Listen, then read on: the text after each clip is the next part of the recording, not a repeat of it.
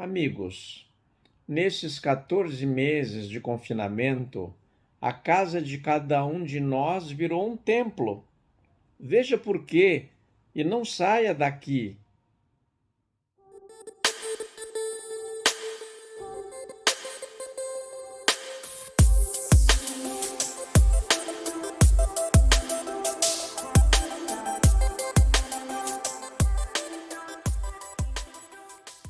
A palavra templo nos diz muito sobre o que é o templo e o que é o confinamento e por que eu estou dizendo que a casa de cada um de nós virou um templo.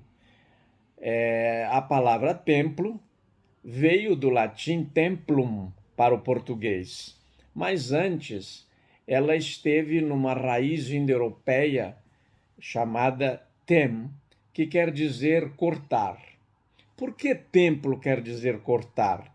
Porque os primeiros sacerdotes que lidavam com as coisas tidas por sagradas, os álgures, eles traçavam no céu um espaço quadrangular e depois na superfície, na terra, simulavam aquele espaço também na terra. E primeiramente nos bosques, depois em descampados.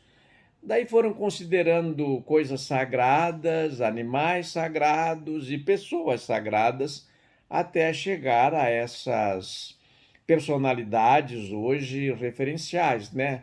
Quando você fala no YouTuber que tem 43 milhões de seguidores, imagine o Papa Francisco, que tem 2 bilhões e 300 milhões de cristãos que prestam muita atenção ao que ele diz. São 2 bilhões e 300 milhões de seguidores. Ou então, para ficar do outro lado, imagine uma autoridade islâmica que, além de ter milhões de seguidores, cerca de 900 milhões de seguidores na religião, tem também na política, na sociedade, com muito mais influência nesses aspectos político e social do que o Papa. Mas tudo começou com o templo. Por que o templo surgiu? Uma coisa surge quando ela é necessária, ou então a humanidade acha aquilo necessário. Achou necessário recolher-se. A humanidade achou necessário recolher-se. E não o fez por causa das pestes, por causa das doenças. Não. Ela fez por uma necessidade de vida interior. Não adianta inventar muito, a ciência não vai explicar, mas o homem é o único dos animais que tem essa ideia de transcendência e se recolhe para pensar sobre ela em templos e considera que essa vida é muito curtinha, consolidada essa concepção consolidada no provérbio latino tão claro e tão bem resumido, vita brevis est, a vida é breve, é tão breve que a humanidade passou a acreditar que há uma pós-vida, uma vida depois desta vida, quando aparentemente tudo acaba. E essas reflexões nasciam em templos. Acontece que até o século XX, o templo, depois dessa origem inicial, passou a ser um local de refúgio das doenças, das pestes, das calamidades. As pessoas se sentiam seguras ali. Era um lugar sagrado e que dava segurança. Depois do século XX, com as descobertas dos antibióticos, essas pestes, essas doenças, essas levas de desgraças foram dadas como vencidas, até que irrompeu com toda a força na humanidade inteirinha, não mais em alguns milhões, mas para os 8 bilhões, quase 8 bilhões, nós somos hoje quase 8 bilhões de pessoas, irrompeu para quase 8 bilhões de pessoas esta peste que foi a do coronavírus, que nos deu a mortandade impressionante da Covid. Então, de repente, aquela conquista do antibiótico, aquela guerra bacteriológica que a humanidade tinha travado e vencido todas as batalhas, ela se rendeu a este inimigo e, em vez de ir para campo aberto lutar, ela se refugiou e fez da sua casa um templo. Este templo se tornou a residência de cada um lugar sagrado de reflexão. Passou a ouvir pessoas que falam com mais profundidade sobre os temas, abandonou os superficiais, abandonou esse excesso de ativismo e passou a refletir, a contemplar, a fazer isso no templo.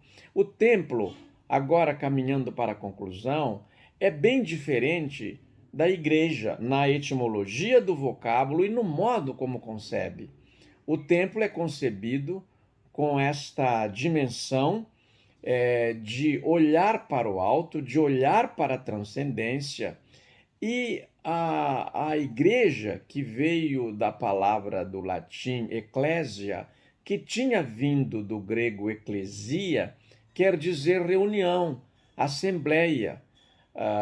O cristianismo tomou da Grécia clássica, por empréstimo, o termo eclesia, e o tema também eclesia, que era a reunião dos cidadãos de Atenas, dos cerca de 10 mil cidadãos de Atenas, que tinham para trabalhar para eles uns 40 mil escravos, no mínimo, intramuros, dentro da cidade, mais 160 mil de alguma forma trabalhando para eles, e daí então o conceito de democracia da Grécia clássica, que nós chamamos, que nós dizemos que a nossa democracia se inspirou naquela, só se apenas 10% da população exercesse o poder, porque era este o quantitativo dos antigos gregos que exerciam o poder. Democracia para eles consistia em que 10% mandasse os outros 90% fazer aquilo que eles queriam, aquilo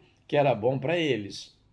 E chamavam isso do que era bom para a polis, a cidade de onde veio o termo política. Mas fiquemos nos dois, o templo de um lado e a eclésia de outro. Então deu o templo e deu a igreja. A igreja veio então, a igreja, essa palavra igreja e a realidade que ela designa, gerou uma expressão muito curiosa, Filius Ecclesiae, o filho da igreja, que deu entre nós a palavra freguesia. Por que a freguesia se tornou uma localidade, um bairro? Porque os cristãos eram reunidos ali, compunham um povoado, e esse povoado de filii, então plural de filhos, filii, ecclesiae, os filhos da igreja, formavam uma freguesia, a tal ponto que em muitas cidades brasileiras, e sobretudo nas duas maiores, Rio e São Paulo, nós temos bairros chamados justamente freguesia. Mas a nossa casa não se tornou uma freguesia no confinamento, ela mudou radicalmente. Freguesia, ou mini freguesia, ou micro freguesia, talvez ela fosse antes da pandemia, quando você recebia seus amigos, você ia à casa de seus amigos, eles davam recepções ou festas, ou faziam isso em outros locais, mas não era templo, era freguesia, era reunião. E agora não. Depois da pandemia, cada casa ficou um templo, um local de reflexões, de pesadas reflexões e às vezes de tristes reflexões, porque o morticínio, a mortandade foi realmente extraordinário. Fiquemos por aqui. Numa próxima coluna, nós voltaremos a este tema, aos desdobramentos desse tema. E registro para vocês com grande alegria, porque nós fomos pioneiros neste trabalho, não é? Trazendo outro tipo de reflexão para as redes, sem nos preocupar com milhões de seguidores, mas com aqueles poucos que ousam pensar mais avançadamente. Nós sabemos que somos poucos, todos somos poucos, os que leem, os que param um pouco para pensar, os que não têm excesso de sociabilidade. E por isso eu registro essa iniciativa do Marcelo Campos com grande alegria. Ele criou um nicho, um espaço de milhares de pessoas, mas poucas se comparadas com as multidões, com os milhões de seguidores de outros youtubers. Não, nós estamos fazendo a cada semana uma espécie de blitzkrieg, uma guerrinha para a gente esclarecer, uma guerrinha, uma microguerra contra o obscurantismo, dando novas ideias, dizendo que há outros modos de pensar, outros modos de ver as coisas. Muito obrigado e até de repente.